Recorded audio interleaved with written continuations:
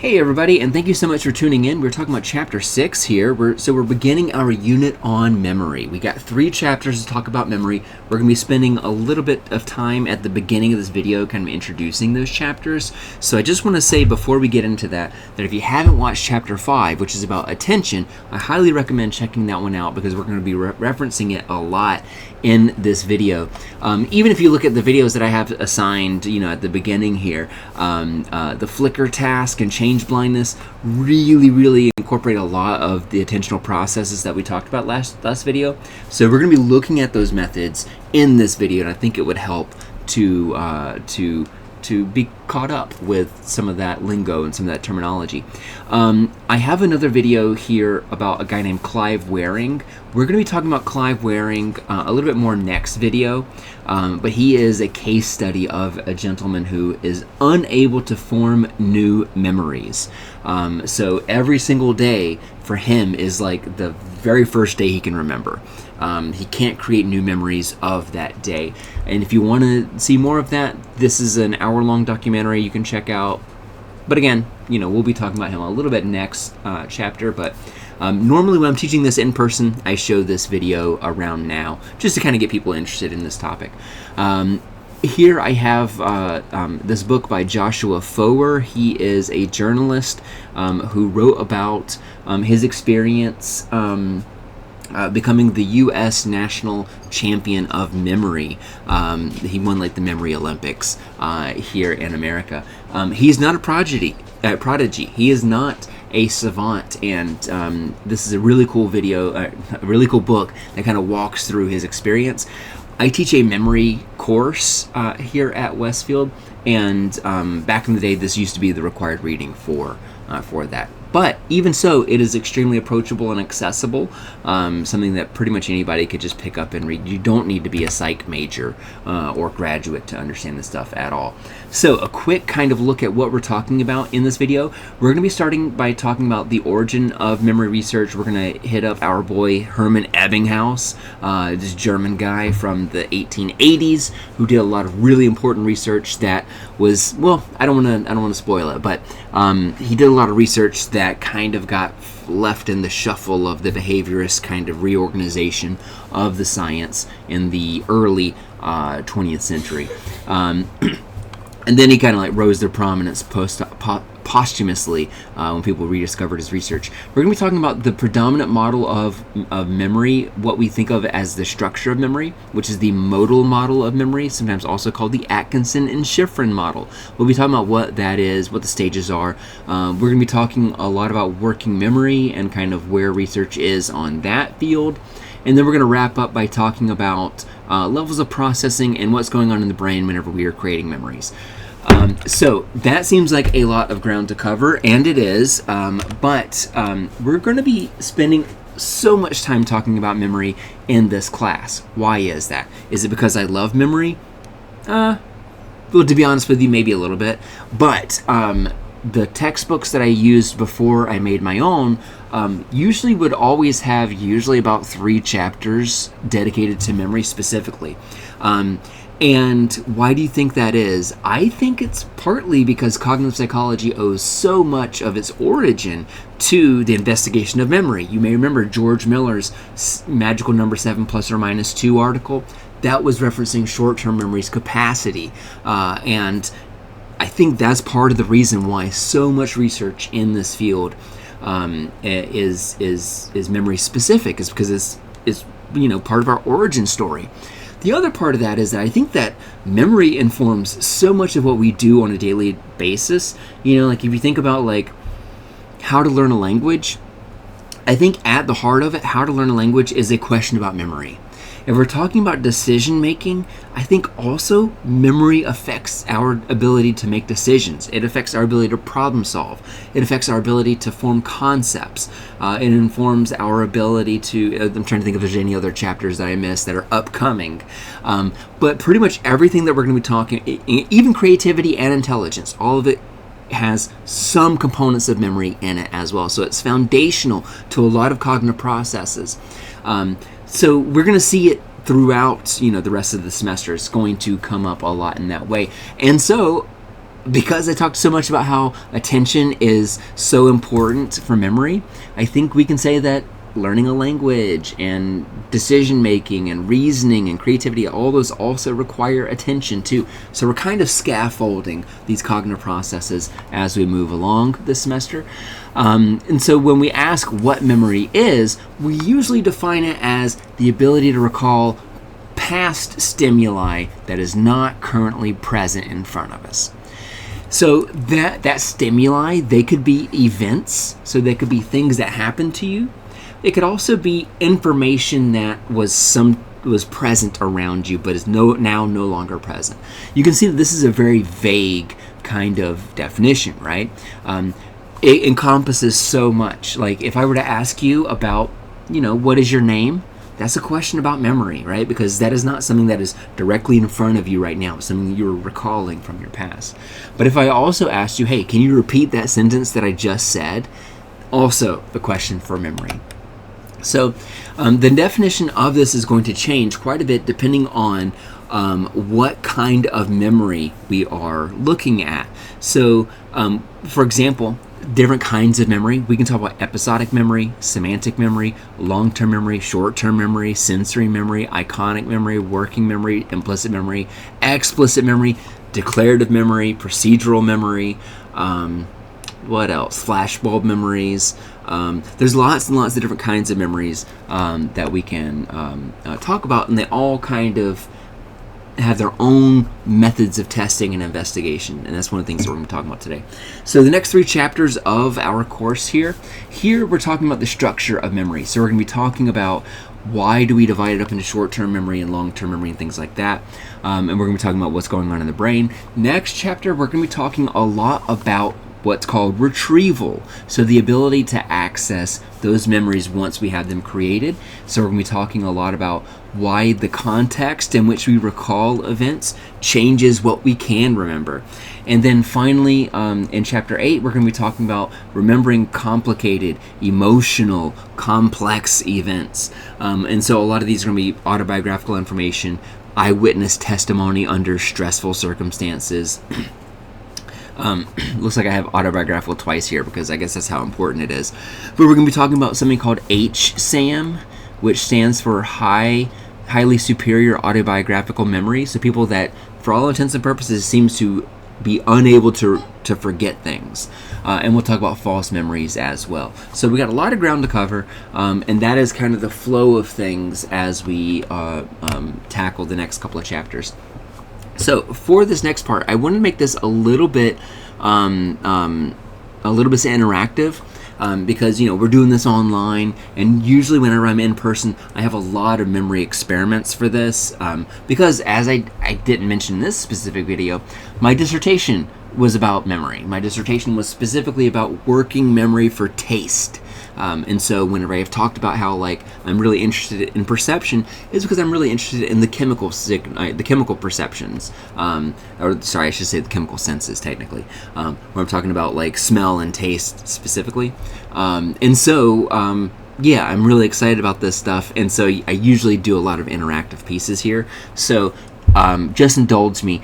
I think you'll get the most out of this if you play along, so feel free to grab a pencil maybe, because I'm going to test you on some memory stuff. Let's get into it. So our first here is, I'm going to read a list of words, and then I'm going to ask you to recall them. There are 15 words. Okay, so pace yourself. Here we go. I'm going to read each word twice. Moth, supreme, crayon, banner, mantle, calzone, personality, textbook, night, wagging, justice, avast, structure, stamina, and gloves. Here we go, one more time. Moth, supreme, crayon, banner, mantle, calzone, personality, textbook, night, wagging, justice, avast, fracture, stamina, and gloves. Okay, now, 1 Mississippi, 2 Mississippi, 3 Mississippi. Recall as many words as you can. So, pause this video, write down as many of those 15 words as you can remember. So I assume that you pause if you need a little bit more time because I'm gonna keep talking. So most people, when they do this, are going to get, and actually I'll pull up here are the words. Here are the 15 words. Most people are going to get about 15 of the, are going to get about 7 of those words. Maybe a little bit more, maybe a little bit fewer. But if that sounds about right, it's because we're talking about 7 plus or minus 2, right? So if you remembered 5, let's say, that's totally fine, because that is within this, this George Miller's kind of estimated capacity for this stuff, the magical number 7. Now, again, this is shorthand. What you'll find if you really get into the modern research of this stuff is that this estimate is really shorthand, that the estimate is actually closer to about maybe 3 plus or minus 1. It depends on how you chunk information. We're not going to get into the weeds on that stuff because I'm kind of teaching this class like cognitive psychology for beginners, cognitive psychology for the people that are interested, not cognitive psychology for graduate students. So if you are a graduate student or a postdoc and you're checking out this video, this is for the faint at heart. So I know I've read Stephen Luck and Vogel's paper from 1999. I know that the way that we estimate visual short-term memory is a little bit different. So don't get in the comments and try to come after me because I know this stuff. But this is an extremely helpful way of simplifying our short-term capacity for information, that we have this limit, and as we just saw, it's about 5, maybe about 7, and then for those of you that were paying really close attention, maybe it was 9. But we'll also see something else here, which is that in that really short amount of time, that people probably were really good at remembering these first few, and probably got a few of these last. This is called the serial position effect. We're going to be talking about this again next chapter as well, the serial position effect. And what we see here, whenever people get the first few, we call that the primacy effect. And then down here at the end, we call that the recency effect. So if you've ever tried to remember a list of grocery store items, you'll probably remember the first few and the last few, and this is why. Is because over time we remember the first few things really well, you remember the last few things really well, and the things in the middle not so much, and that creates this curve that we call the serial position curve. Sorry, I cannot spell today. There we go. And this is accuracy. That wasn't clear. With this being high accuracy, this being low accuracy, this being the first few things in the list, this being the last few things in the list. Okay, all right, I'm gonna do this one more time. So I'm gonna give you one more list. And this time I'm not gonna test you immediately. I'm going to give you a little bit of what they call the retention interval. That retention interval means that I'm gonna make you wait about 15 minutes before I ask you what you remember. So here we go, here's the new list. You can purge the other list. Report, compete, please, inexpensive, black and white, acrid, squeak, offend, symptomatic, contain, glamorous, camp, rail, bored, and snow. One more time. Report, compete, please, inexpensive, black and white, acrid, squeak, offend, symptomatic, contain, glamorous, camp, rail, bored, and snow. Okay, I'm gonna close your eyes for 1 second. You shouldn't see this stuff because I'm gonna test you back on this in just a minute. But first, I'm gonna tell you about Hermann Ebbinghaus, because Hermann Ebbinghaus, what we're doing right here, where we're testing ourselves with this list of information, that is something that he did quite a bit. And in fact, he did it to such a crazy degree that it's worth highlighting kind of his unorthodox methods to do that. He's considered the first kind of modern memory researcher. And most of his work, as I mentioned, the methodology was a little bit crazy because he did this work by himself, on himself. So we got this guy, got this is one of the great beards of psychology, am I right? And also some of the best glasses in psychology too. I'd love to know, it was at Warby Parker, is that Ray-Bans? I don't know. It's like two monocles in each eye. What a king! But anyways, he used himself as a participant on a lot of this stuff, which today is a no. That's a no-go. You can't do that really today. If you were to try to do that in a Research Methods 2 class, where you told Dr. Camilleri, like, hey, I'm going to do this experiment on myself, and I'm going to be the only participant, he'd tell you, yeah, I don't think so. Like, that's not how research works. But this is really before, the conventional notion of psychological research as we know it really kind of, took hold. This was before people got tired of introspection, if you remember that from chapter 1. So he tested himself with nonsense syllables. So he tested himself with an array of syllables, just like this, that had this kind of pattern. A consonant, a vowel, and a consonant. So you get these kind of creations like LER, and FUB, and WEP. Now, why did he use nonsense words? It's not because he was crazy. It's because he wanted words that wouldn't stick easily in memory. So, for example, if you had this list of words and you also had cat, you're absolutely going to remember this word compared to the others, right? Because you can imagine a cat, you can picture a cat in your head, and that's a really great move by Ebbinghaus to think about that and to account for it.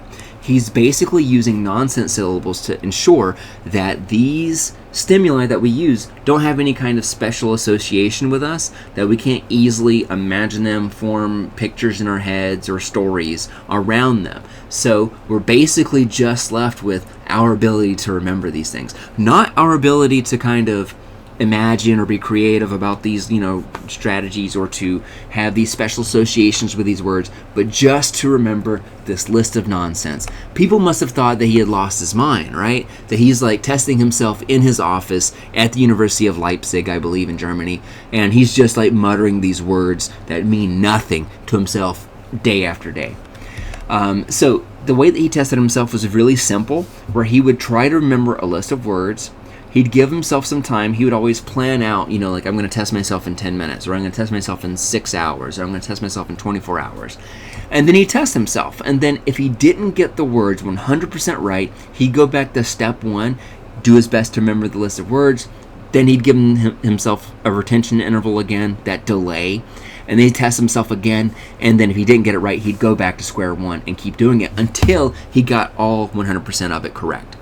So the questions that he was interested in was, number one, just how much can you remember, but does the ability for you to retrieve that information change over time? So whenever he would test himself over and over and over again, you could probably imagine what he'd find, which is that the first time he tested himself, he might remember, 50% of those words, just like you did. But if he tested himself again after he studied it, now it kind of goes up, right? So now it's like 60%, or maybe, let's say 70%, but that it's higher than it was the first time. That is an important finding. We're going to call that savings. And really what he's demonstrating there is that it's not just the time delay that matters, because he's keeping the same delay in this test over and over again.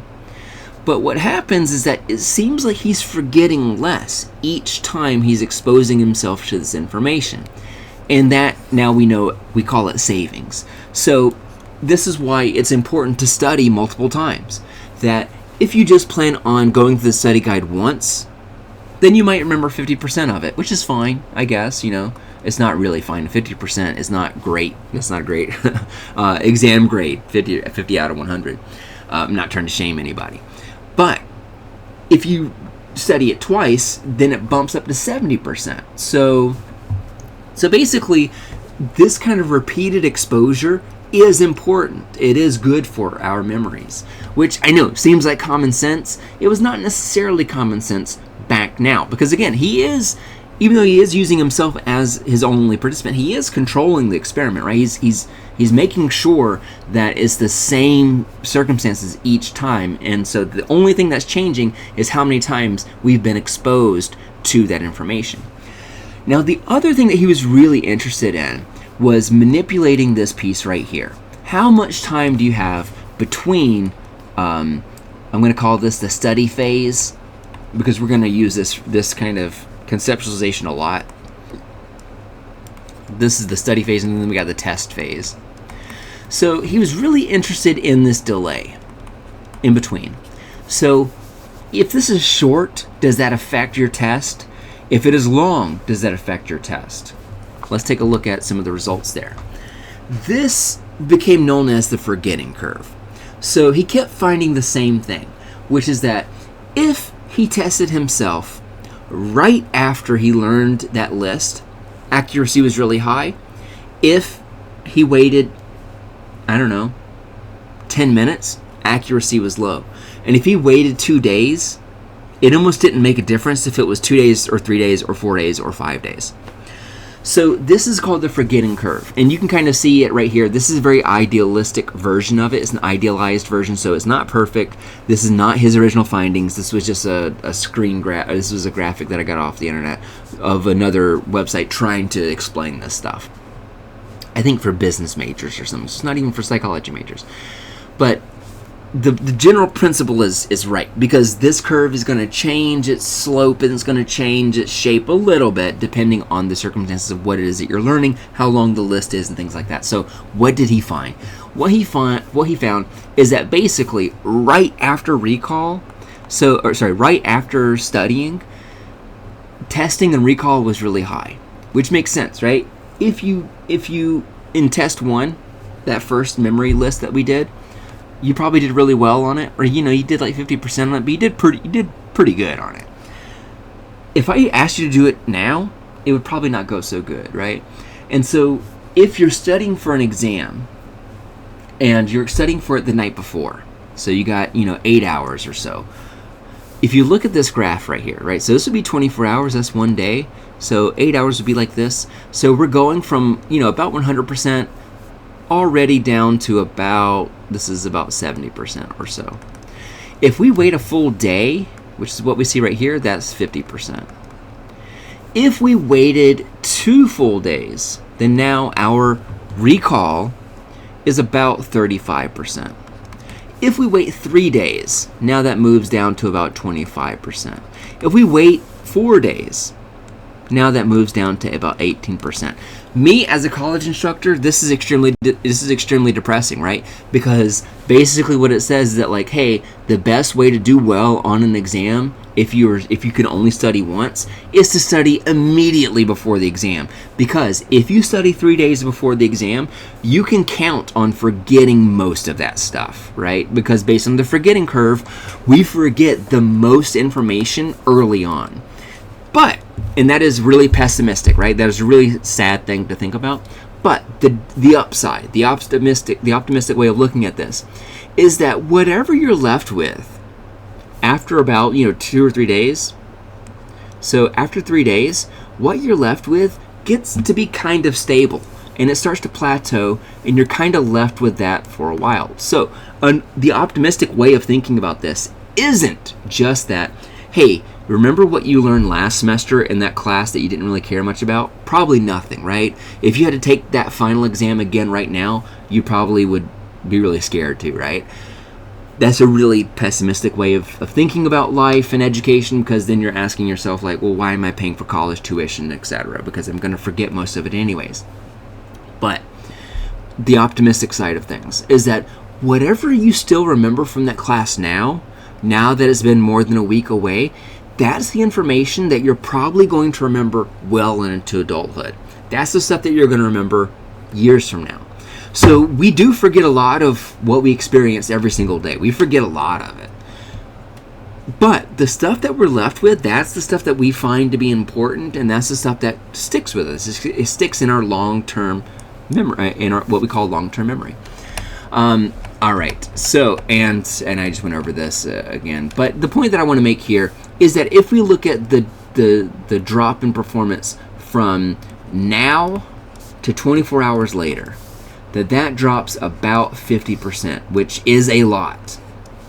But if we look at how much drops from day 5 to day 6, that's barely anything, right? That's about 7%, which to me is a hopeful thing, because it means that if you can study up well before an exam, and because of savings that it's going to stick, that stuff sticks with you for a while. That stuff sticks with you for a long time.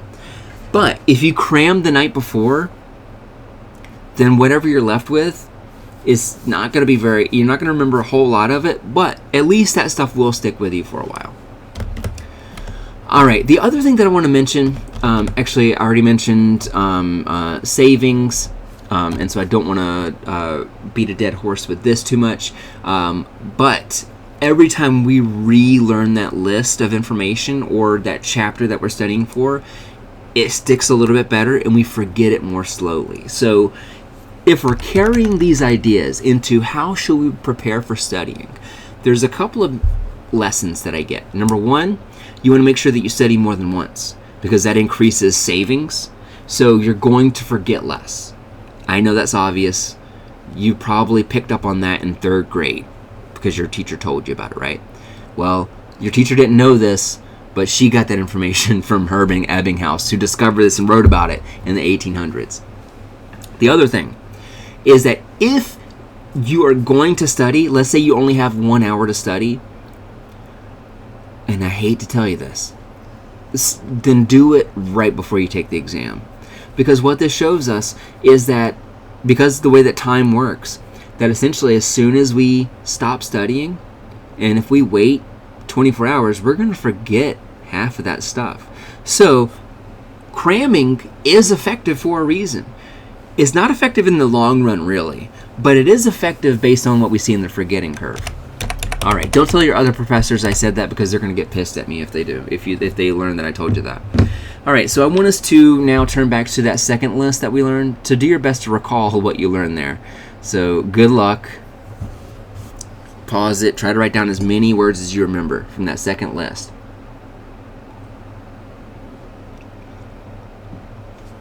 Did you remember any of those?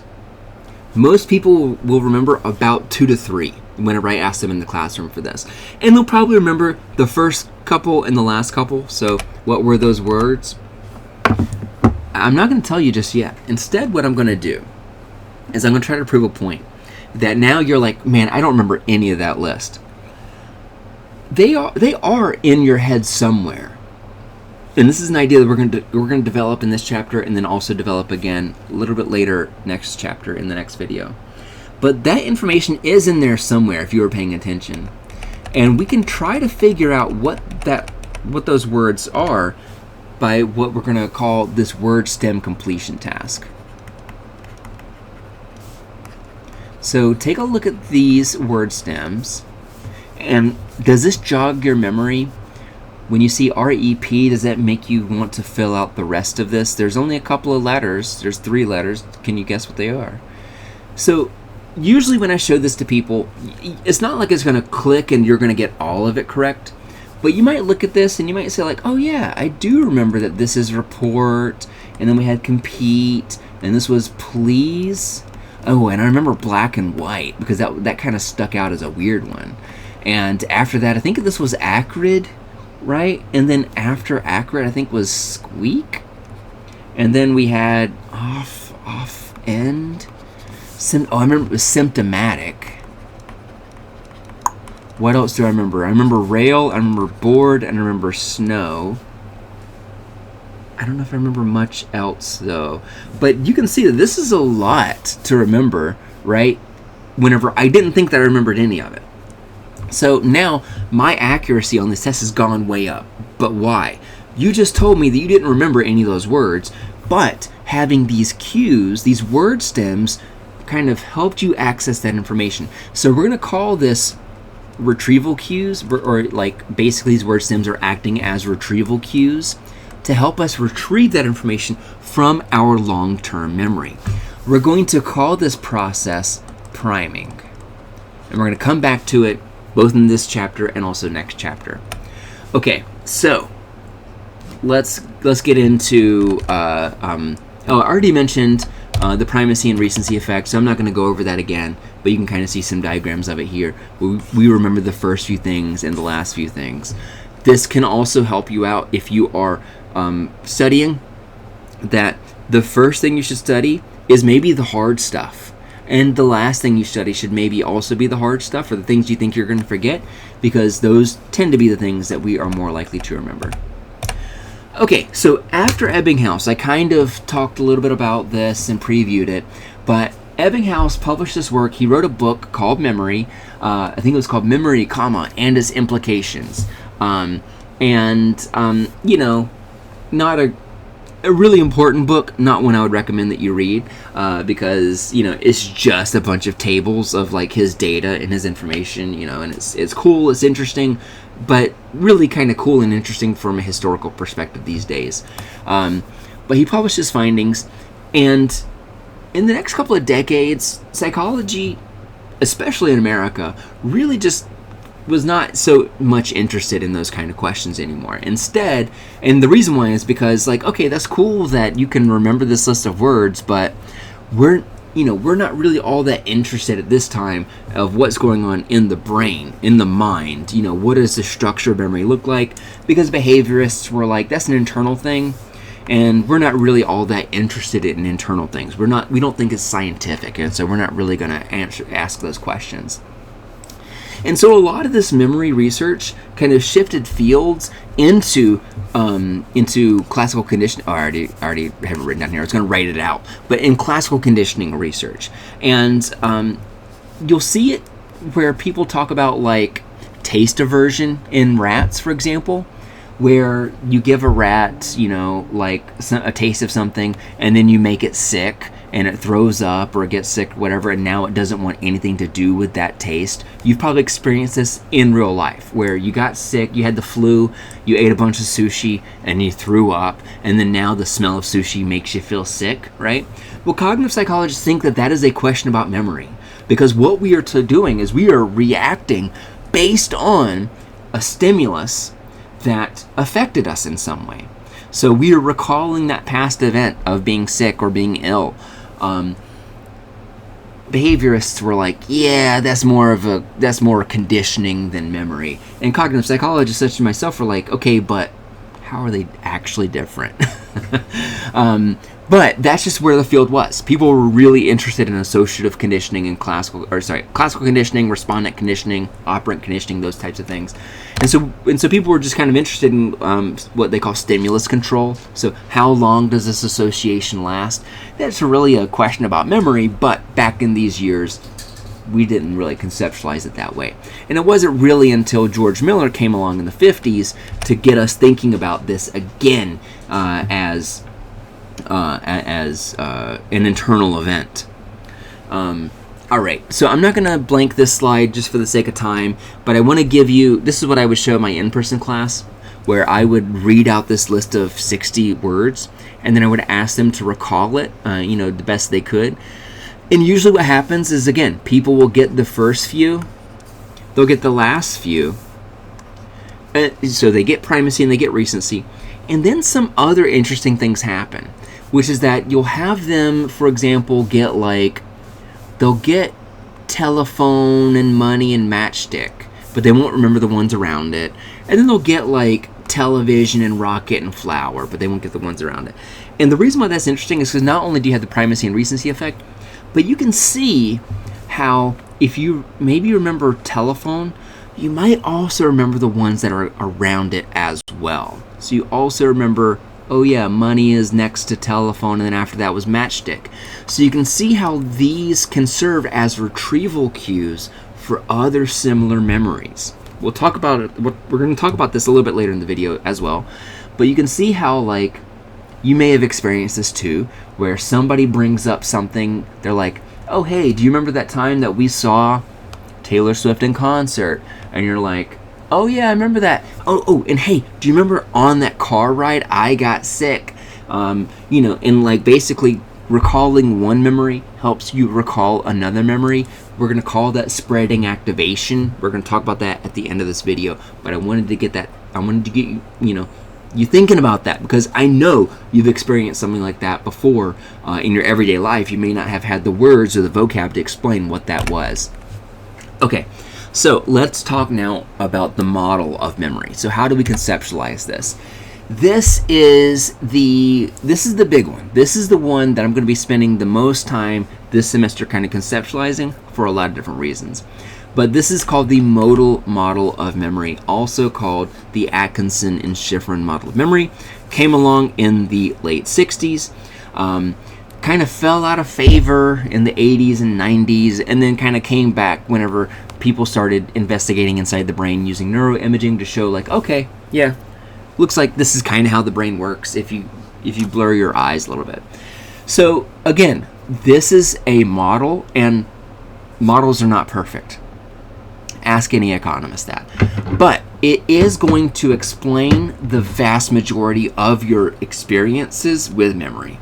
So it is going to explain most day-to-day memory and how it works. There's going to be some exceptions, but for the most part, this kind of covers most of how memory works. So we got our input. You may remember we talked about input, processing, and output, right? So we got our input, so the sensory things that we see, things that we hear, things that we taste, smell, and touch. That all comes into our sensory system. From there, we're going to have our sensory memory, what we call the sensory buffers. So we have a buffer for vision. So that visual information, we're going to process it. It's going to be very, very briefly stored in our sensory memory. And if we pay attention to it, it is then going to move on into our short-term memory.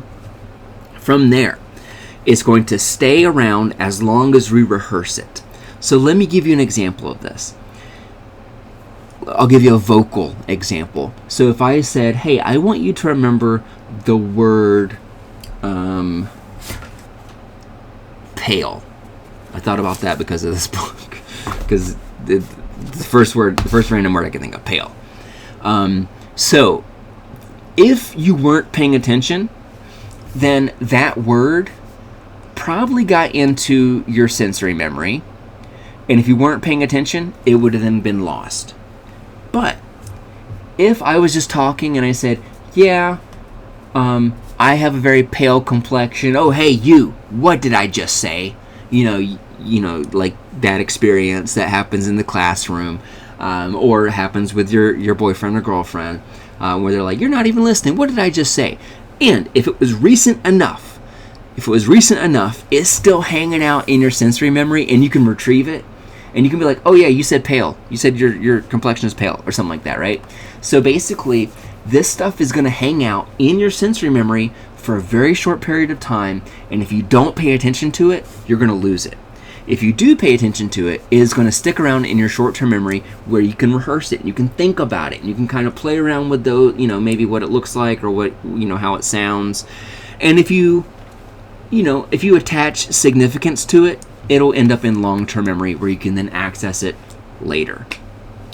And if you can access it, we call that retrieval, and it goes back into your short-term memory where you can then rehearse it and think about it.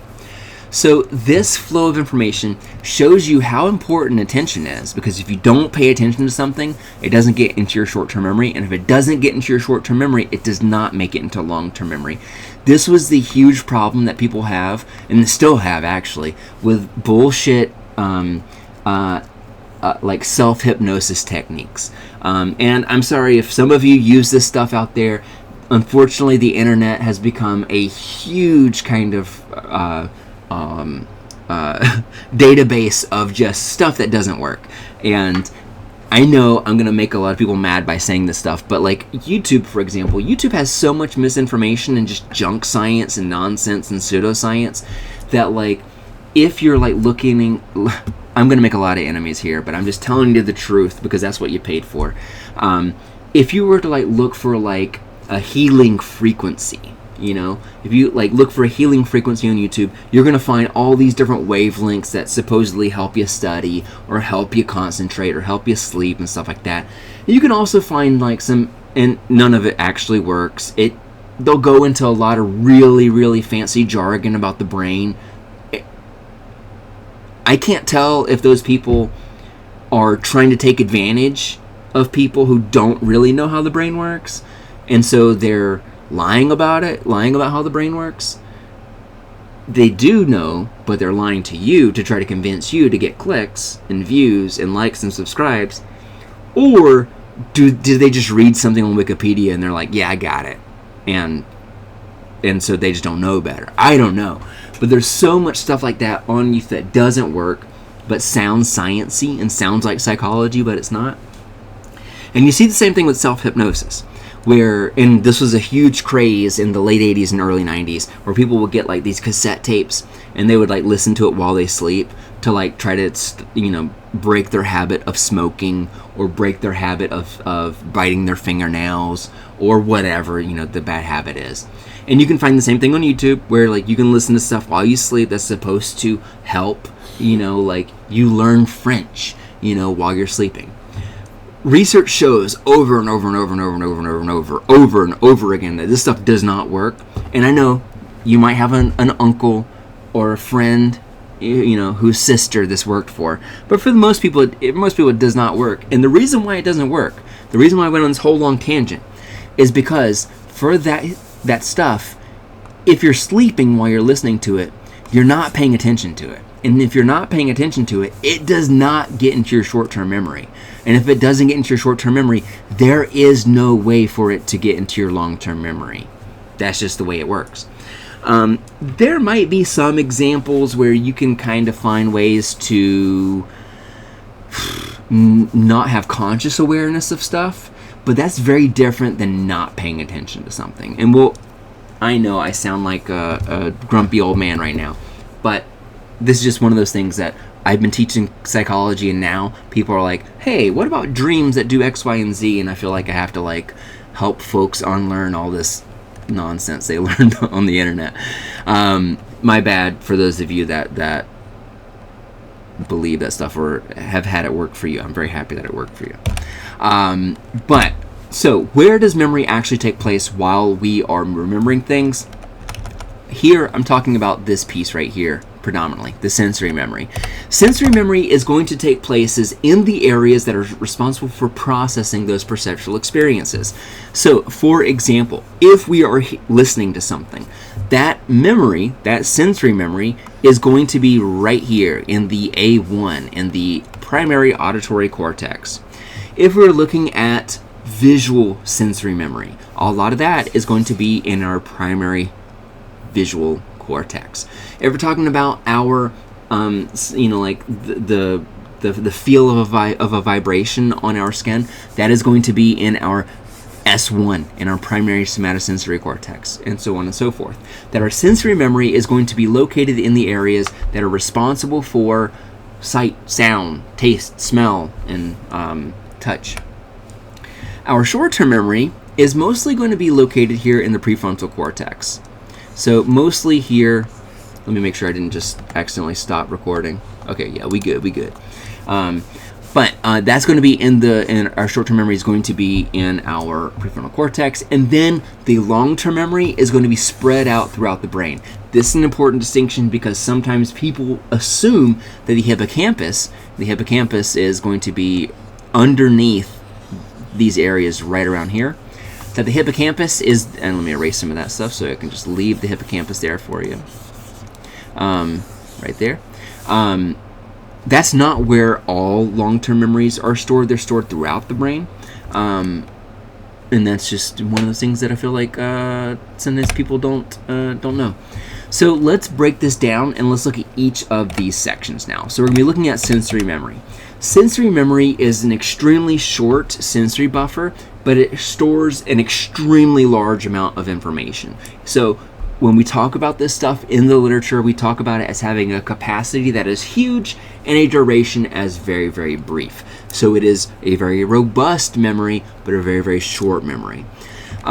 You can think about this as the ongoing activation of those sensory systems. So if you are hearing something, listening to something, that area of your brain is active as it's processing it, as it is perceiving it. That is your sensory memory in action. The moment you are not experiencing that, the moment that the echo of those words fade from your perception, it's out of your sensory memory. So if you haven't paid attention to it, then it doesn't make it to short-term memory and then over to long-term memory. I already mentioned about how, like, these take place roughly in, their sensory area. So visual sensory memory is going to be in the occipital lobe, auditory memory is going to be in the temporal lobe, and so on. A lot of research in cognitive psychology when it is studying memory is going to be visual and auditory. And I think that's mostly because that's where all the funding is for this stuff, before all the massive budget cuts or whatever. But, like, the reason why those areas got funding is because those are the areas that we primarily navigate and communicate in our world. We don't really do a lot of our day-to-day business with smell, with taste, and with touch, right? Unless you're blind, right? In that case, you probably do a lot with touch. But for most folks, it's either vision or hearing, and that's why we just know so much more about those areas. And that's something that's a little bit of a bugaboo of mine, that, like, we kind of focus a little bit too much on those two senses, and we don't know enough about the other senses, in my opinion. But these two very frequently studied sensory memories, they have their own names, which is, for vision, it is iconic memory. For hearing, it is echoic memory. Now, estimations on the length of this stuff it varies depending on the researcher, but for iconic memory, we're talking about less than a second. You can think of this almost like it's whatever you're seeing right now, along with the after image of that. If you've ever had an after image, that is also your sensory memory. Your echoic memory, the estimates, again, vary on this. People think it might be as long as 2 seconds, which, again, if you think about, like, whenever your boyfriend's like, hey, what did I just say? You weren't paying attention to me. If they say that within 2 seconds, you're good. You can recall it, right?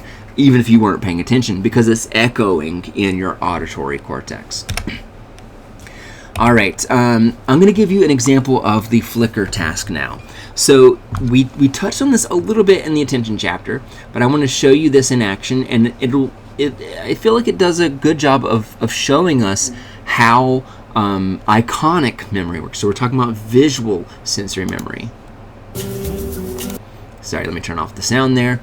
And sorry, I should say that you're going to see some flickering here. If you are photosensitive, maybe look away from the screen, or I will let you know whenever it is. I'll give you the all clear for whenever we are done with the flickering of this image. But that is why it's called the flicker task. And you're going to see two images in quick succession, and interrupting them is a gray slide. We're going to call that a visual mask. We've already talked about that a little bit. Basically, that visual mask is meant to interrupt any possible after images that you might have, so that you're not relying just on your sensory memory here. So here we go. Can you spot the change that occurs in this task? So as it alternates between images, there is a change. Can you spot that change? For some of you, it will be immediate. And then strangely, for some of you, I could let you look at this for another minute and it still may not pop out to you. So, where is the change? The change is right here. If you look right at where the jet engine is, and you can also see how... I keep hitting the mask. I don't want to... Okay, there we go. Sorry. Okay. Whenever I'm able to click from here to, like... No. Sorry, I'm struggling here, y'all. There we go. If you saw it there, where, like, I clicked over to another part where there was no visual mask, the difference is immediate. So if you were just to say, like, hey, what's the difference between this image and this image? Shoot. Screw it. I'm just gonna do that. I'm gonna do that. I'm going rogue, y'all. Oh, this is not gonna work, is it? Where if you were to go like this, so from whenever I pause it, it screws it all up. I apologize. All right. Anyways, yeah, I'm gonna give up on this. I'm deleting this. Goodbye.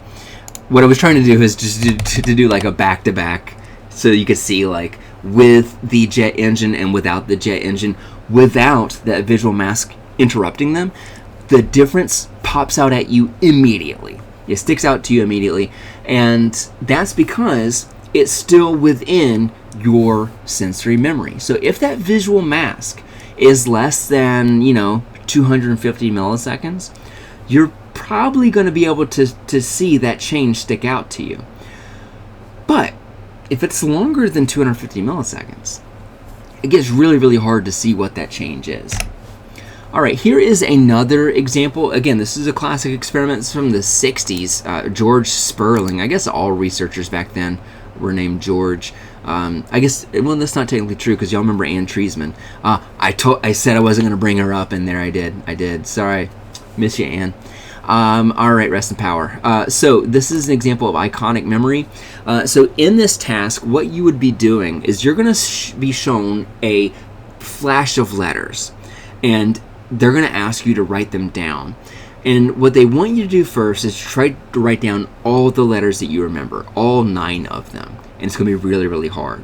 The second phase of what they are going to do is they're then going to ask you to look at just one line. And let's do phase 1 first. So you're looking at this, you're going to look at the fixation cue, and then after it's gone, you want to write as many of the these letters as you remember. So here we go. Here is the first trial. Whoops, it was already so fast. Here we go.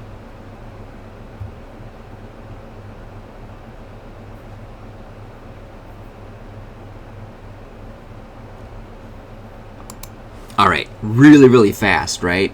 So I got like an R, a Z, and an L, I think. I'm going to back up a little bit. Let's see what it was. I'm going to try to pause. Okay, yeah, I don't know if y'all saw that. There was an R, a Z, and an L in the top. Let's see if I can get there. I'm going frame by frame, so that's why it's so slow here. Come on, there it is. Okay, so we got R, Z, and L. That is kind of where my eyes were. I would not have been able to recall these at all. Chances are you were too.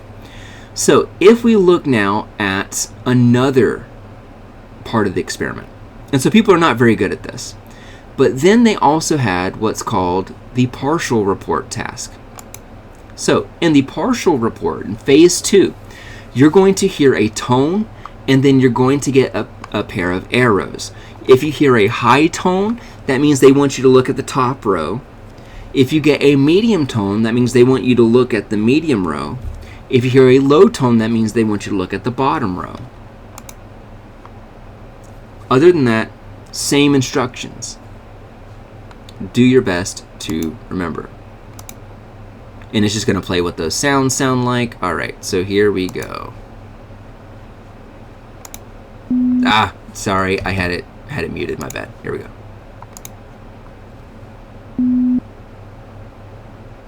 All right, and if you're wearing Bluetooth, this might not work so well for you. I'm gonna do that one more time, my bad. Now that you know what to expect. All right, here we go.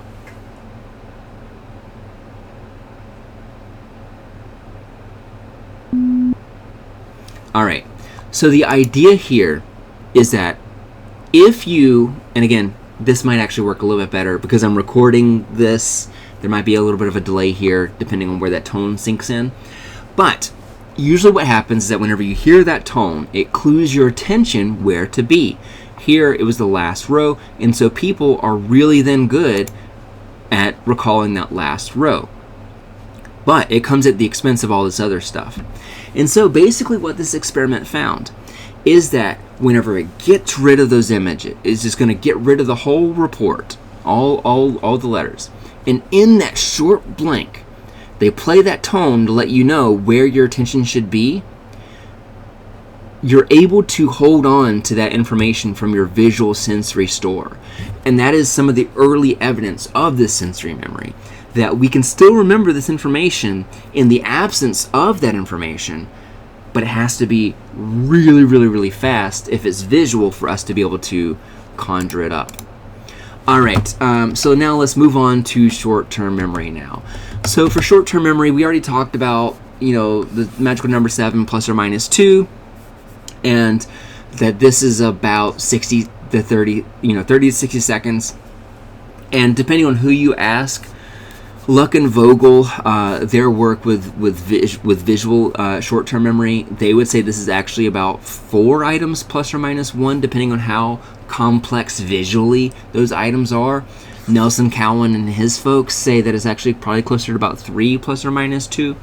So it really depends on what kind of information you're looking at, and in this case, a lot of it's visual, which makes it closer to about 4. Whenever you're working with things you can hear, it's really easy to chunk those items, which increases that estimate to about 7. So this brings us into a discussion of working memory. So working memory, I don't think of it as a competing model to the Atkinson-Shiffrin model, but I think of it as a complement, that now working memory has essentially taken what we think of as short-term memory. So when I say short-term memory, I mean essentially working memory, and when I mean working memory, I mean short-term memory. They're essentially, for our intents and purposes in this class, going to be conflated and treated as the same. And that's true, again, for I would say 99% of your purposes. There's probably some people, like I would say probably these guys right here, they would probably say like, well, visual short-term memory is a little bit different than working memory, and then I say how, and they give me some definitions that really are splitting hairs. So working memory, think of that as the same thing that George Miller's talking about, that 7 plus or minus 2, that is our working memory. I wanted to bring this up, the memory test again, because I'm going to be asking you about this one more time. This list, this is the first list that you may remember. If I asked you about this at the very beginning, you remembered what, like 5 of those words or whatever? I'm going to ask you again at the very end to recall these. So this is a brief refresher. You should have some savings now, right? Because you're exposed to it twice. But I want to see how well that forgetting curve works on you whenever I test you on this again in about half an hour. Okay, so while we do that, while you let those words sink, and actually let me read them out loud so that way it sinks in with you. Moth, supreme, crayon, banner, mantle, calzone, personality, textbook, night, wagging, justice, avast, fracture, stamina, gloves. You don't have to work really hard to try to struggle to remember these things. If you do, that's great, but that's not the point of this exercise. I want to move on because I'm going to test you on this in about 30 minutes. All right, so to give you an example of working memory, I wanted you to feel it in action. So I have a lot of different examples of this. I'm going to be focusing on this first link, and then I'm going to talk a little bit about this last link in just a moment. So let's get into it. So what are we looking at here? So what I have pulled up here is what's called a digit span task. The digit span task is one of the most commonly used memory procedures of all time. And it is extremely simple. You've probably, I know you've experienced this before. Sometimes video games will use it as like cheap puzzles or whatever. But the idea is that it is going to show you a list of numbers, and then you just have to recall what those numbers are. So I'm going to put this as, let's say 5. So 5 should be within our working memory capacity, according to George Miller, right? 7 plus or minus 2. So most of us will have a capacity of maybe about 5. So most of us should get this right. Let's see how we do. New test. Here we go. 7, 8, 6, 3, 8. I wasn't paying attention, actually. 7, 6, 8. What was the... I got it wrong. All right. 1, 6, 1, 7, 9. All right, easy. 1, 6, 1, 7, 9.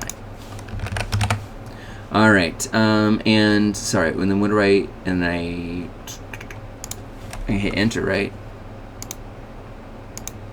No, it's not gonna tell me that I got it right. I know I got it right.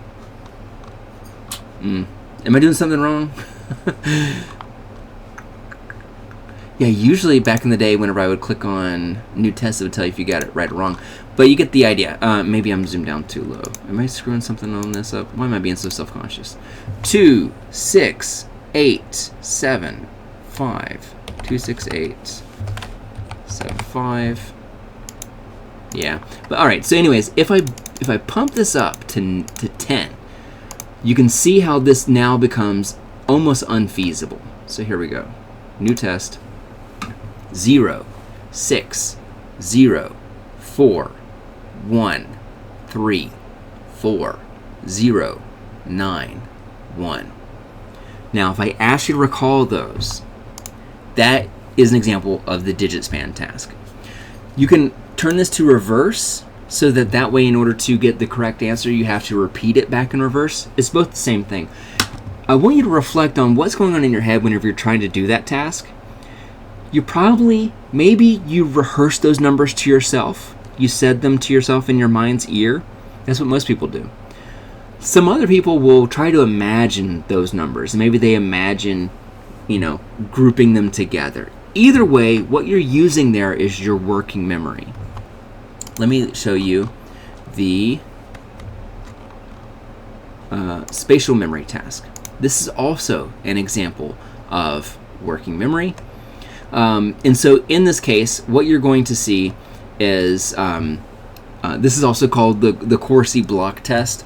And so you're going to see a sequence, and you're supposed to just select that sequence in that order. So here we go. We're going to do 5 again. So we're going to keep the capacity the same. So you saw the apple moving around. So bump, bump, bump, bump, bump. Cool, I got the correct pattern. At least this one tells me when I get it right. Oh, I know what I did wrong for this last one. I'm supposed to punch it in. That's why I wasn't getting it right. I'm so stupid. Sorry, y'all. So if you want to do this one on your own, just click on the buttons. Don't type them in here. All right, so I guess the correct one on this. Now, in order for me to do this, again, I'm going to keep it at 5, but think about what your brain is doing, what your mind is doing whenever you're solving this.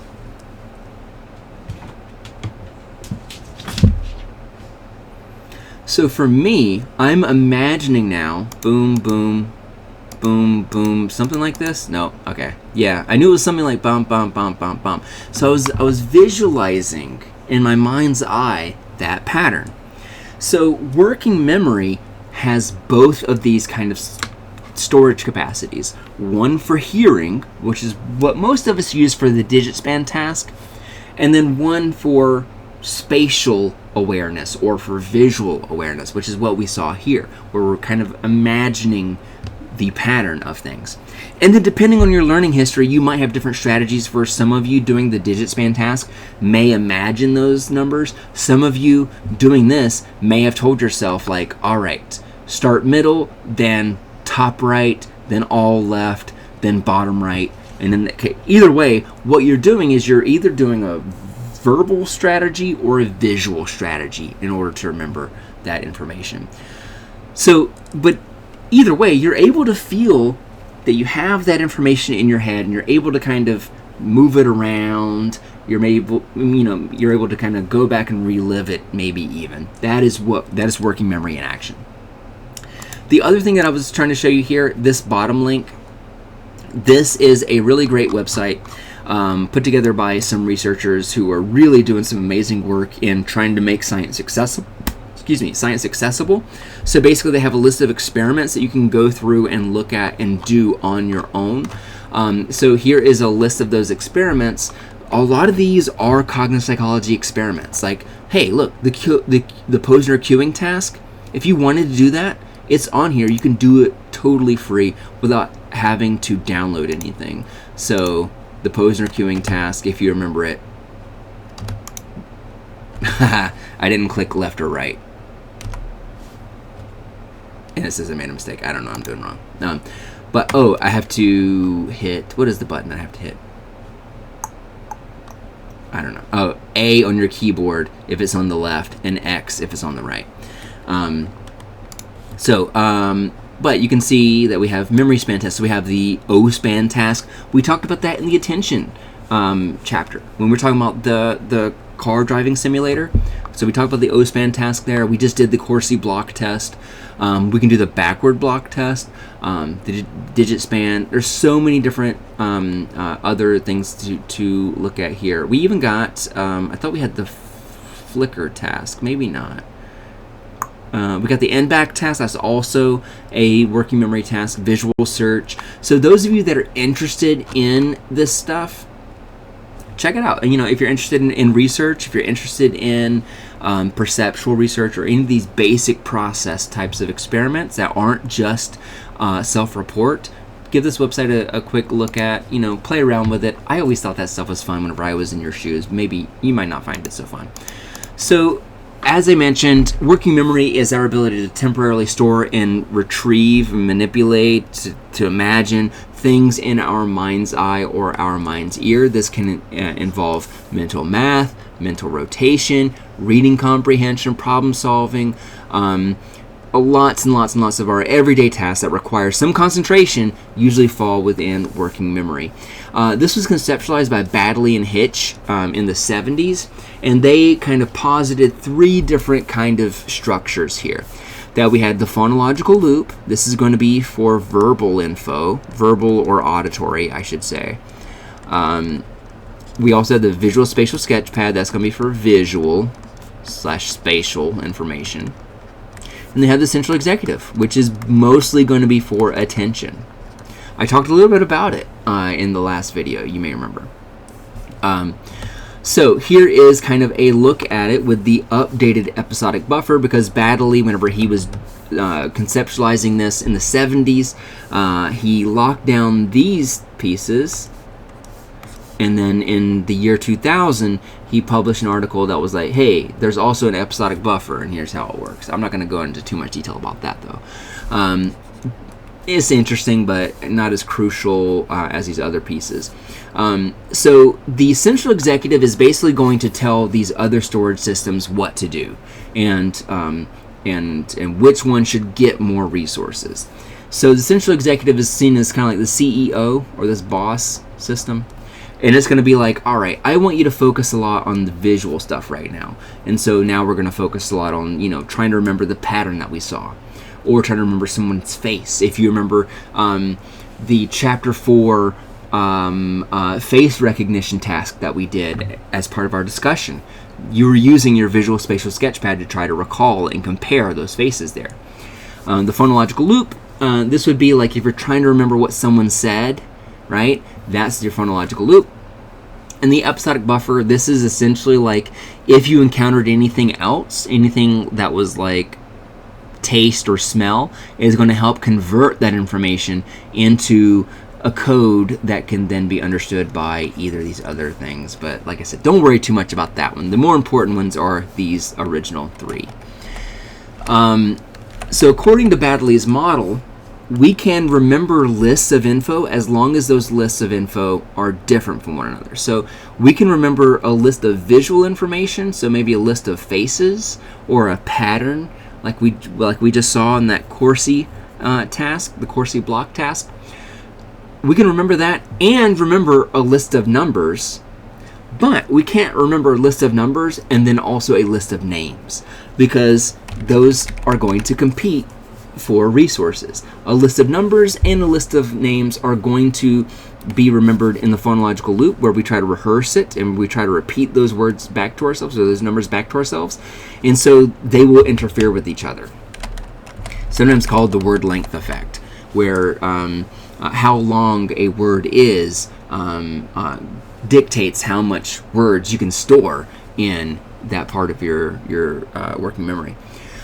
So there are a couple of benefits to the Baddeley and Hitch model, which is that it's really easy and simple to remember, and that for, like a good 95% of research, it does account for their findings. It accounts for a lot of how memory works, but it doesn't account for all of it. And that is a huge problem if you're a scientist and you're trying to figure out exactly how memory works.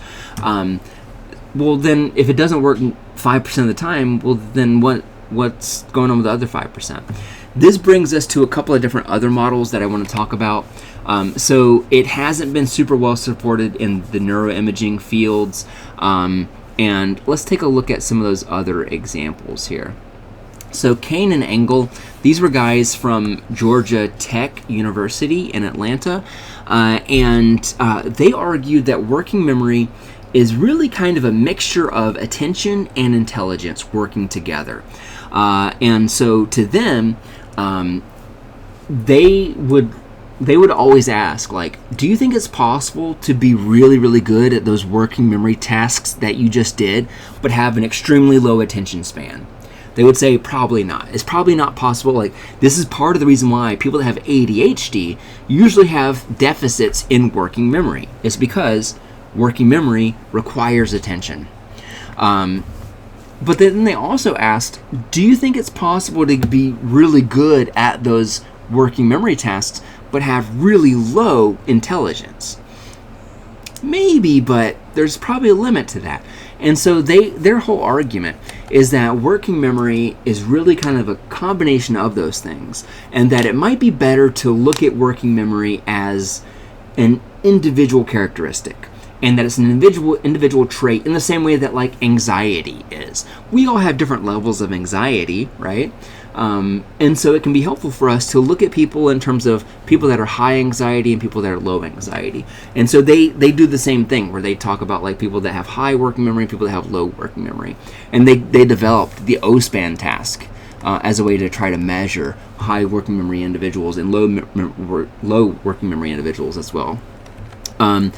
Other view of working memory, this is from Nelson Cowan.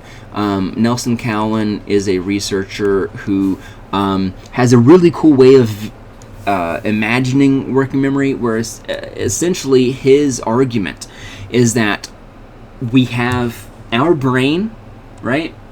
Most of it is long-term memory, and that we are able to retrieve things from long-term memory when those areas of the brain are active. So he's using a lot of neuroimaging data to help us understand this. So when those areas are active, we can retrieve memories from it, which must mean that when those areas are active, that activation, that is your working memory. And that your ability to apply that attention, that is your central executive. So basically his argument is that what working memory is really just kind of activated long-term memories, which is really kind of a cool way to think about it. Kind of hard to explain though, right? It's not as neat and tidy as having these three systems that kind of communicate with each other, but really it kind of emphasizes that spotlight on that attentional spotlight that we talked about in chapter 5. And then finally we have Brian Possel. Brian Possel is a neuroimaging researcher from, I want to say, University of Wisconsin-Madison. And he focuses more on neuroimaging data than behavioral data to draw his conclusion. But his argument is that working memory is is almost an accident. That it's just properties of the nervous system being activated, that it's kind of an accident that these areas then can communicate with each other through attention. And so, to me, in my view, like in my, I guess, interpretation and my understanding of his argument, is that we don't just have sensory memory for sight and sound. We have sensory memory for almost every facet of our perceptual experience. We have a sensory memory for songs. We have a sensory memory for height comparisons. We have a sensory memory for vibration on our skin. We have a sensory memory for different pitches of sound. And that those are essentially like their own brief short-term memory systems that are then kind of, that information can then be transferred over to different areas that allow us to process them more accurately. And so the prefrontal cortex works kind of like a switchboard depending on what it is that we're trying to pay attention to. So the prefrontal cortex allows us to focus on the sound side of things, or the visual side of things, or the taste side of things, and so on and so forth. All right, so I know we're going a little bit long on time, but I have a really quick activity that we got 2 more units that I want to talk about: levels of processing, and then again talking about more about brain stuff. So, which of these is the actual penny? So look at this and tell me if you can identify what the actual penny here is. I put these slides together and I'm worried that I am going to get it wrong. Oh geez, I am going to get it wrong. I want to say, man, I want to say that it's this one. I have a feeling it's this one, though. But usually when I ask this in the classroom, there's usually 4 or 5 top contenders. People argue over it, and I don't know if you have the same kind of conflicting, competing kind of choices that I'm making. Maybe you have that too. It's very common that we're not certain of this. Why are we not certain of this? We've seen pennies before, and even though a lot of our currency is, shifting into digital markets or whatever, and maybe you haven't held a penny in a while, you've seen plenty of pennies before. You've seen hundreds of pennies at least, maybe even thousands, depending on what your job is. So the correct penny is, okay, whew, thank you, I got it right. But I could have been fooled by this one over here. But people are usually surprised by how hard this is. But the question is, well, so why is it hard? It shouldn't be hard. Why is it hard? It is hard because we typically don't pay attention to the look of a penny. It is not important to us. The surface details is not important.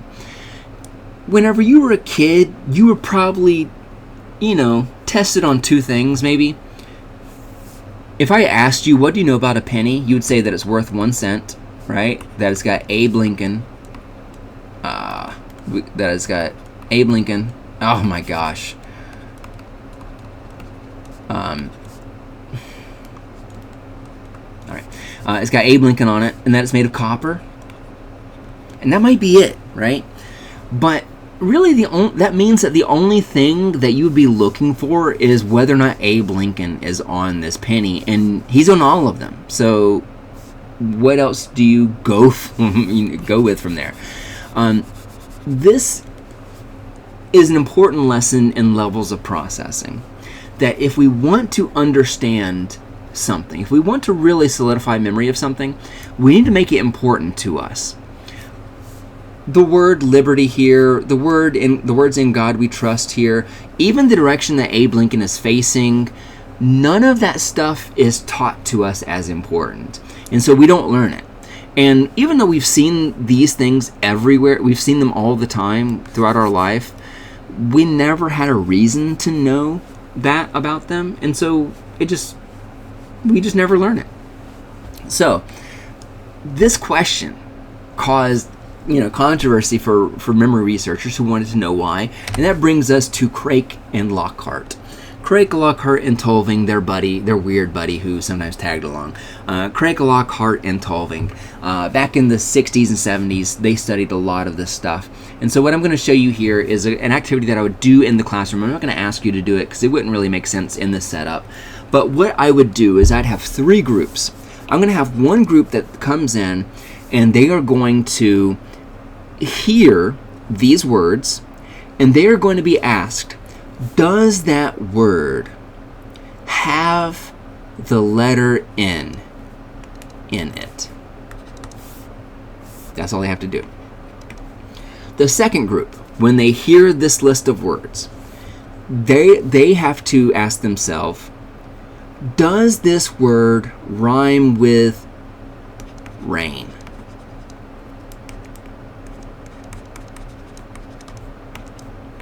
And then the third group is asked, does this word work if it is placed in this following sentence?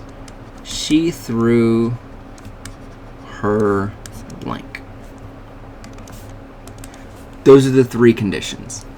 So they brought, so in the classroom, I'm kind of cheeky about this. What I do is I give a third of the class written instructions that say, put a check mark here if the letter N is in this word. And then for another third of the class, their instructions say, if this word rhymes with rain, put a check mark. And then a third of the class says, if this word can be used in the sentence, she threw her blank, then put a check mark there. And then afterwards, I ask everyone to try to recall as many words as they can. What do you think happens? Whenever I do this, the results are always the same. That this group right here does the best. So this one does the best, and this one does the worst. So group 1 does the worst, group 3 does the best. But why? It has to do with levels of processing. What we just looked at, these groups, this was the first group, the visual level of processing, the acoustic level of processing, and finally the semantic level of processing. So the visual level of processing is just that you're getting the look and the appearance of that object, but you don't really encode much beyond that. You don't really absorb much else to it. It's not important to you. It's not part of the question, so you don't think about it. And this is where most of what we know about pennies are, right? We kind of know the look and appearance of it, but really not that much, you know? And so we have learned about pennies from kind of the details of it, at least at a very structural, really shallow level of processing. The second level of processing, which is a little bit deeper, is the acoustic, sometimes called the phonetic level of processing. And this is where you think about what that sound is, about what those words are or how they sound. And then finally, we have the semantic, which is the deepest level of processing, which is that you think about what that word means. You think about how it maybe fits in with the other words. You think about what it means to you. Maybe you think about, let's look at this list. Maybe you think about whether or not you like onions. Maybe you think about what grain is used for while you're hearing that list. And what happens over and over and over and over again is that people who use this, who try to encode at that semantic level of processing, are the ones that were able to remember this longer term, So if you went through and really thought about not just what these things look like, but what they do, what an onion does. All right, yeah, onion, you can put it on your burger. Grain, yeah, you crush that up to make flour. Whole, yeah, it's like whole wheat bread because it, is that flour has, or that grain hasn't been destroyed, for flour. I don't actually know. Chain, it's like on your bike, you have that so you can pedal. Hair, you got that, it's keratin cells, that extend from your head, whatever. The whole point there is that because you're encoding it on that deeper level, which, yes, does cause work, it does take effort to do, you're able to remember those things much better than you would, which is what you can see here.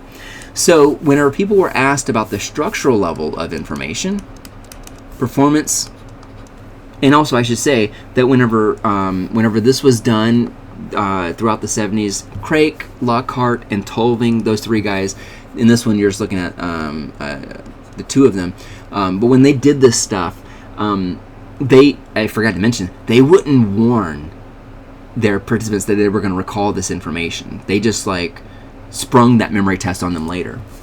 And so what they find here is that for the structure, that not so well, they remember only about 10% of them, but for those that were asked if it fit into a sentence, they remembered almost 25%, almost a fourth of those words, even though they weren't prompted beforehand that they were going to be asked about those words. So if you're thinking about applying this to flashcards, and we're going to talk about this next chapter quite a bit, but if you're thinking about flashcards and studying with flashcards, make sure that you're not just learning based on these first two levels, because that's a huge common problem for people that are using flashcards to study.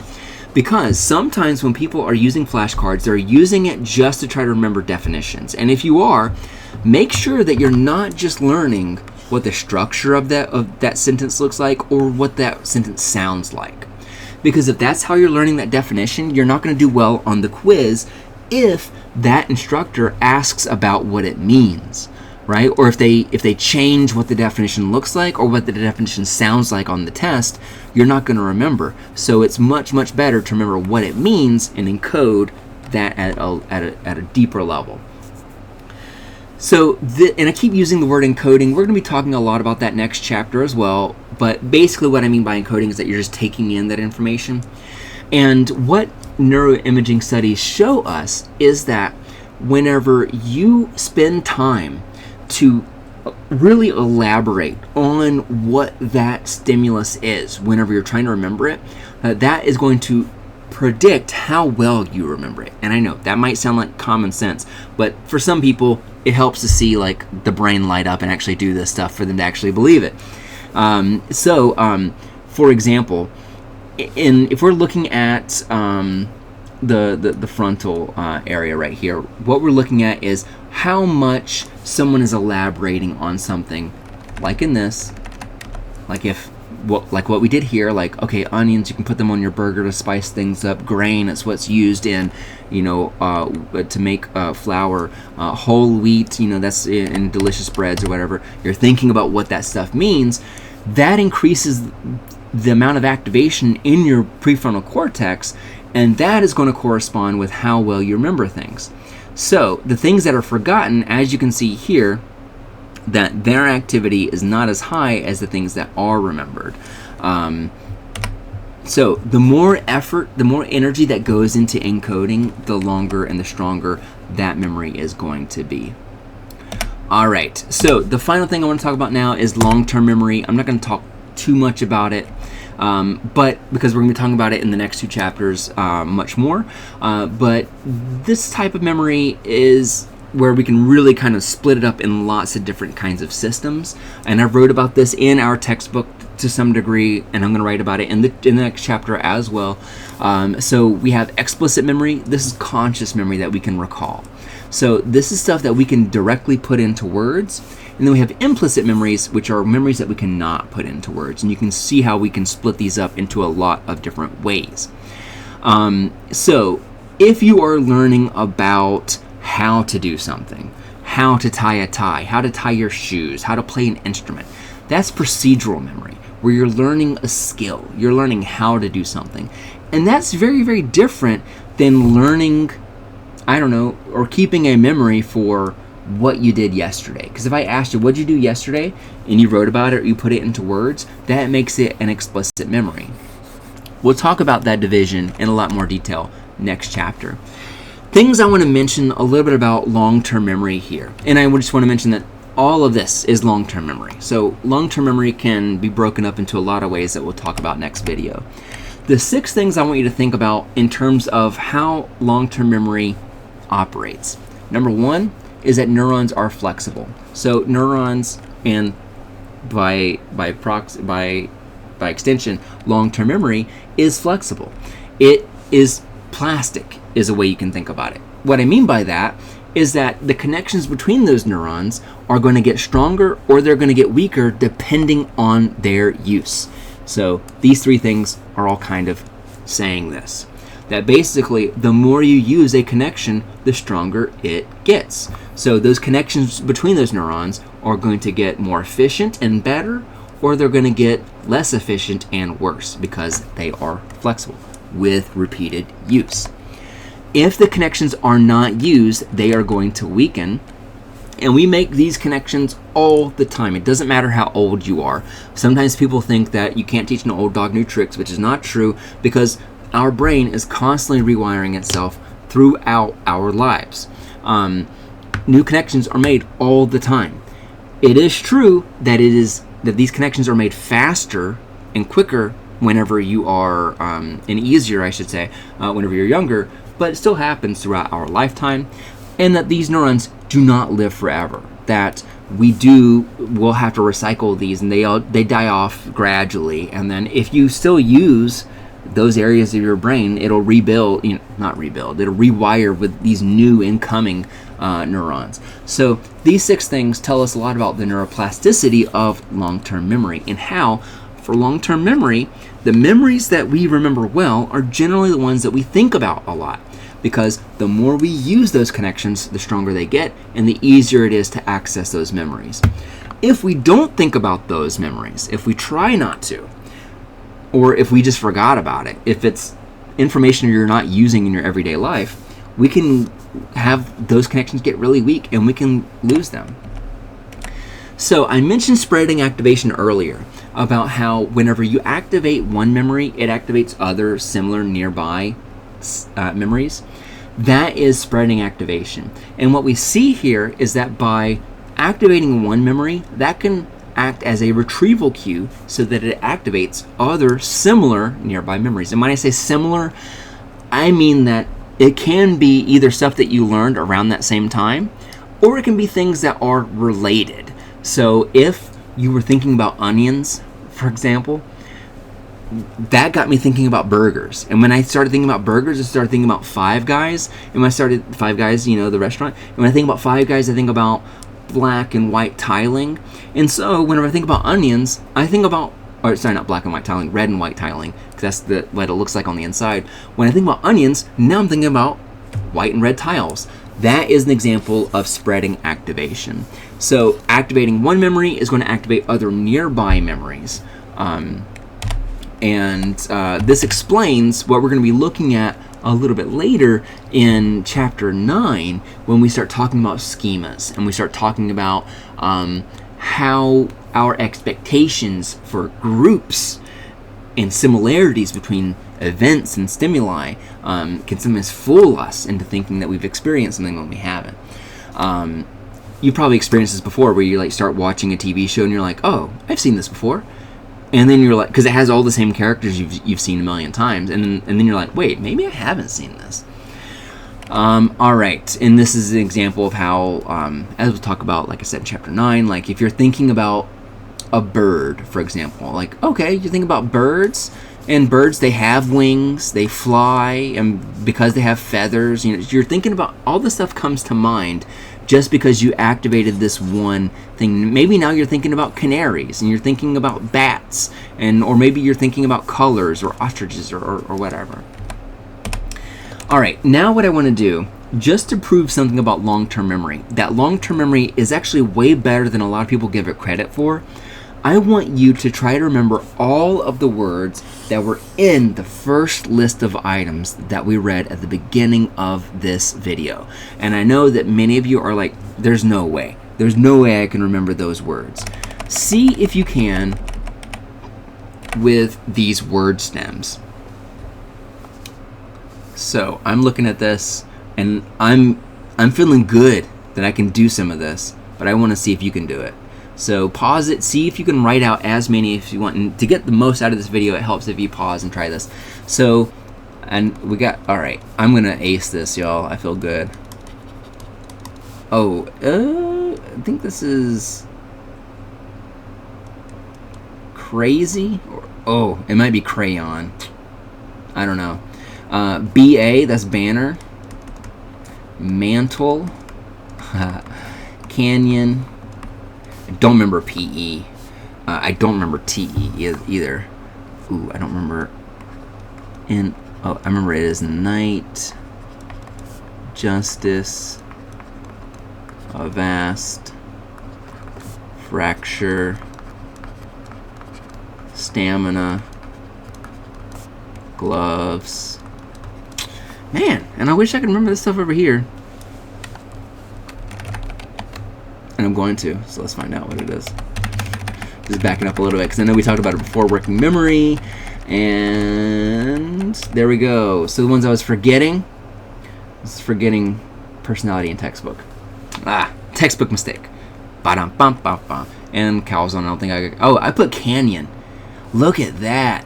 I screwed this up. I said crazy, and I said canyon, when it wasn't either of those, but I kind of conflated them, which is a really interesting error to make.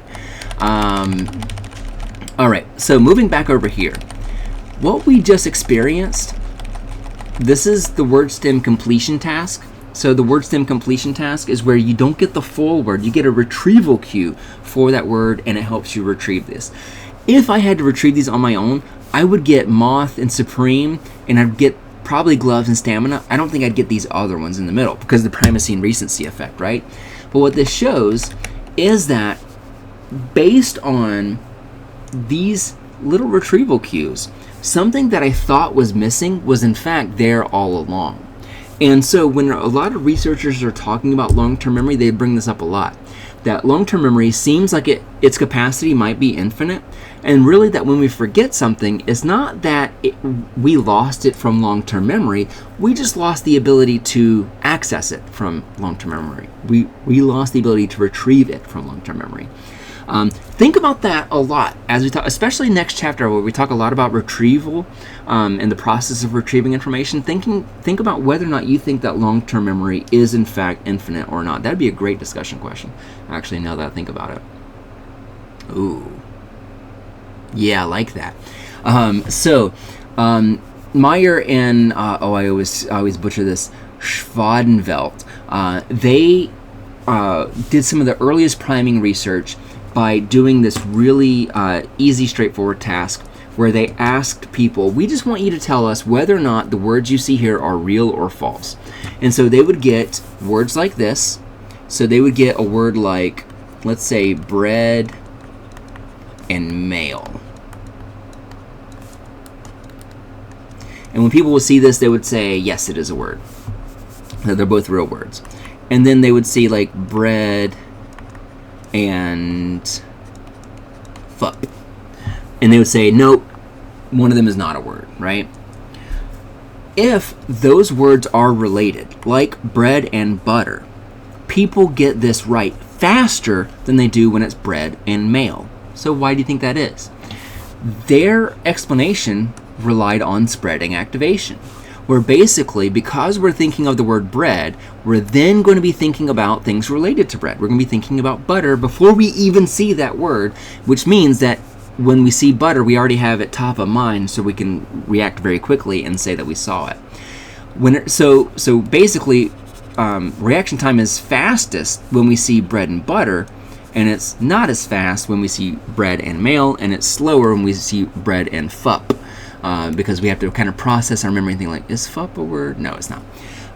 So this is an example of priming, and it's also an example of what we're going to call an implicit memory task, where what we are doing is we're trying to find ways of asking people if they remember something without actually asking them if they remember something, which is what we're doing in this task right here. We're not asking them if they remember these words. We're asking them, are these real words? But doing so tells us something about how the brain is structured and how it communicates with itself. Just like with these word stem completion tasks, why we felt like we didn't remember these words until we saw these word stems, and because we saw these word stems, we were able to kind of withdraw that information from our mind's eye. That's all that I want to talk about for now. Yeah, if you have any questions, let me know. Otherwise, we're going to jump into, the other two videos for memory are shorter than this, so don't worry. We had to build up what working memory was and what long-term memory was and all that stuff. Chapter 7, we're going to be talking about how we access this stuff, how we retrieve this stuff, and I'm going to tell you all the tips and tricks for people who are like Olympic level memory retrieval gurus. And then in Chapter 8, we're going to be talking about what happens when memory goes wrong. We're going to be talking about like really emotional memories, traumatic memories, and false memories. So should be really interesting. Thank you for hanging with me. If you have any questions, let me know. Otherwise, I will see you for Chapter 7. See you later.